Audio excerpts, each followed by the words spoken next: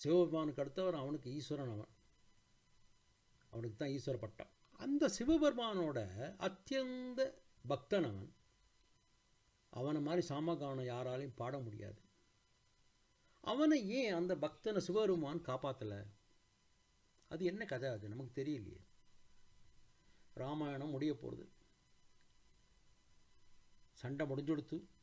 ஸ்ரீலங்காவில் ராமரோட பிரம்மாஸ்திரத்தில் அத்தனையிலையும் அவன் நெஞ்செல்லாம் தொலைச்சி அவன் கீழே கிடக்கான், விழுந்து கிடக்கான். அவனுக்கு இன்னும் உசுறு பெரிய போகிறது கடைசி மூச்சில்.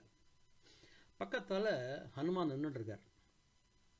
ராவணன் அவனை பார்த்துட்டு, ஹனுமானை பார்த்துட்டு அட குரங்குதானேன்னு நினைக்கிறான். அப்போ ஹனுமானோட தேஜஸில் அவன் சிவபெருமானையும் அங்கே பார்க்குறான்.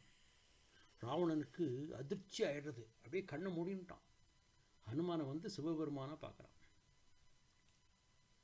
நித்தம் நித்தம் சாமகானம் பாடி உனக்கு நான் பூஜை பண்ணேனே, ஆனால் நீ என்னையும் என் வம்சத்தையும் பூரா அழிக்க வச்சுட்டே இந்த ராமனோட கையில். ஒரு மனுஷன் அவன் கையினால் என்னை அழிக்க வச்சுட்டியே அப்படிங்கிறான். அப்புறமும் சொல்கிறான், போன காலத்தில், போன யுகம், அதுக்கு முன்னாடி சிவபெருமான் உன்னோட பொண்டாட்டி சத்தியோட அப்பா பிரஜாபதி தக்ஷன், அவன் விஷ்ணுவோட தீவிர பக்தன்.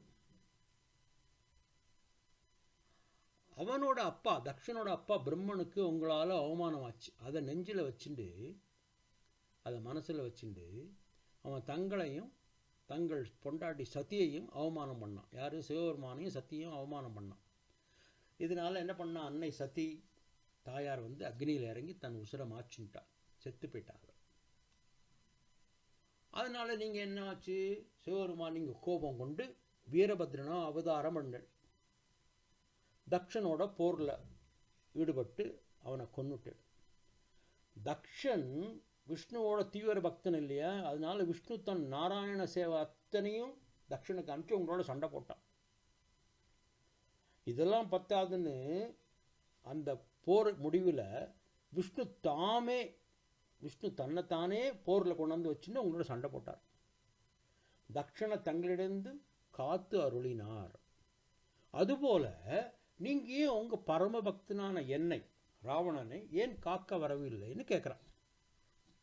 சிவபெருமான் ஒரு சின்ன புன்னகையோட, ராவணா, உன் பிறப்பு